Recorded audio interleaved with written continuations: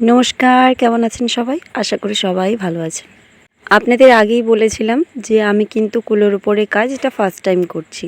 তো একটা ভিডিওতে আপনারা দেখেছেন যে আমি কালী ঠাকুরটা কেমন এঁকেছিলাম। অবশ্যই আপনারা কমেন্টেও আপনাদের মতামত জানিয়েছেন। আর এটা হলো মহাদেবের ছবি। তো অবশ্যই আপনারা দেখে জানাবেন যে কেমন হয়েছে। একটু ভিডিওটা লং হয়ে গেছে, সবার কাছে রিকোয়েস্ট করব একটু ভিডিওটা লাস্ট অবধি দেখবেন।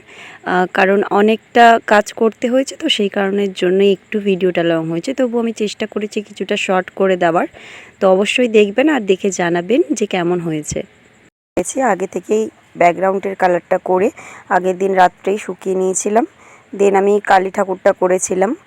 দেন তারপর এটা যখন শুকিয়ে গেছিলো তখন আজকে সকালে এটা আমি করেছি। আপনাদের মতামত জানাবেন কেমন হয়েছে। আর এই ধরনের যদি ভিডিও আপনারা দেখতে চান, আমি তো বেশিরভাগই আঁকাআঁকির ভিডিও নিয়ে আসি। তো আপনারা যদি কোনো রকম কোনো কিছু আঁকার কোনো রিকোয়েস্ট থাকে তাহলে অবশ্যই আমাকে জানাবেন, বা কিভাবে আঁকবেন সেটাও যদি জানতে চান, আমার যতটা ক্ষমতা, আমার যতটা অভিজ্ঞতা, অবশ্যই আমি আপনাদেরকে সাহায্য করব। আমাকে অবশ্যই কমেন্টে জানাবেন।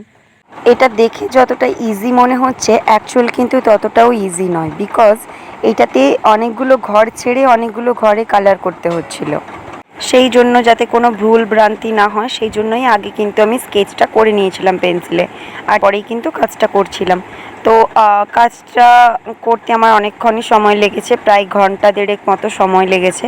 আর যেহেতু ব্যাকগ্রাউন্ডটা আগে থেকে আমি করে রেখেছিলাম সেই জন্য কালার ঘেঁটে যায়নি বা কোনো রকম কোনো প্রবলেম হয়নি। তোমরাও যখন কোনো কুলোর ওপর কাজ করবে, এটা তো আমার প্রথম কাজ, তো প্রথম কাজে এই অভিজ্ঞতাটা হয়েছে যে কোনো রকম কোনো জল মিশিয়ে কালার করা যাবে না। তোমাকে ফেব্রিক কালারটা পুরোপুরি ডিরেক্ট অ্যাপ্লাই করতে হবে। আর কুলোর ওপর কাজ করার সময় একটা কথা মনে রাখতে হবে, যদি তুমি জলে ভিজিয়ে তুলিটাকে রঙের ভেতর দাও সেটা আলাদা ব্যাপার, কিন্তু একটু গুলিয়ে নিতে হবে, না হলে যখনই তুমি কুলোর ওপর দেবে তখনই কিন্তু ওর লাইন বরাবর ও কিন্তু ফেটে যাবে কালারটা। সেই জন্য সবসময় চেষ্টা করবে পুরোপুরি পিওর র কালারে ছবিটা পুরোপুরি কমপ্লিট করার, না হলে কিন্তু অনেক জায়গায় ঘেঁটে যাবে।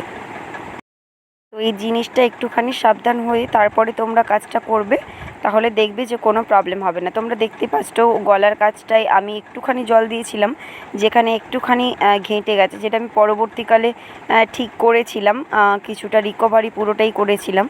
তো সেই কারণের জন্যই তোমাদেরকে বললাম, যখন তোমরা কাজ করবে কোনো রকম কোনোরূপ জল ব্যবহার না করেই কাজটা করবে। তাতে কি হবে, তোমাদের এই রকম কোনো রকম কোনো এরকম যে ছাপ হয়ে গেছে বা পুরো ফেটে কালারটা চলে যাবে না প্রথমত। দ্বিতীয়ত হচ্ছে তোমাদের কোনো রকম কাজ করতেও প্রবলেম হবে না। আর তুমি যদি জল ব্যবহার করো তাহলে কিন্তু এখানে কাজ করতে তুমি মোটামুটি শেষের দিকে, সেই জন্য যতটা পারবে কিন্তু পুরোপুরি কিন্তু কাজটা পুরোপুরি কমপ্লিট। এটা মূলত তৈরি আমি কেন করছিলাম তোমরা জানো? সেটা তো তোমাদের বলাই হয়নি। এটা আমি এই কারণের জন্যই তৈরি করেছিলাম। আমার গ্রামের আমার থেকে ছোট কিন্তু সম্পর্কে আমার মামা হন, তো ওনারা আমাকে দিয়ে গেছিলেন দুটো কুলো আঁকার জন্য। কারণ হচ্ছে ওনারা হচ্ছে বাঁকে সাজাবেন, বাঁক নিয়ে শ্রাবণ মাসে যে জল ঢালতে যাওয়া হয় সেই কারণের জন্য বাঁকে সাজাবেন। তো সেই কারণের জন্য আমি যেহেতু বাড়ি এসেছিলাম, তো আমার ভাই নিশ্চয়ই বলেছিল যে আমি বাড়িতে আছি, সেই জন্যই মামারা এসেছিল, আমাকে বানিয়ে দিতে বলেছিল। আর মামারাই আমাকে ব্রাশ কালার সব এনে দিয়ে গেছিলো, কারণ আমি তো ওখান থেকে কিছুই আনিনি, কোনো রকম রং কালার তুলি কিছুই আনিনি, ভার্নিশ কিছুই আনিনি। তো এখানে মামাদেরকে বলতে মামারা সব কিছুই আমাকে এনে দিয়েছিল, তারপরেই কিন্তু আমি কাজটা করেছি। তোমাদের কারোর এরকম হয়েছে যে আঁকতে একবার যদি তোমরা বসো, যতক্ষণ না কোমর ধরে যায়, যতক্ষণ না ইচ্ছে হয় যে একটু উঠে দাঁড়াই, ততক্ষণ পর্যন্ত, যতক্ষণ না কাজটা শেষ হয় ততক্ষণ পর্যন্ত, যতক্ষণ না নিজের স্যাটিসফ্যাকশান আসে ততক্ষণ পর্যন্ত তোমরা বসে থাকতে পারো?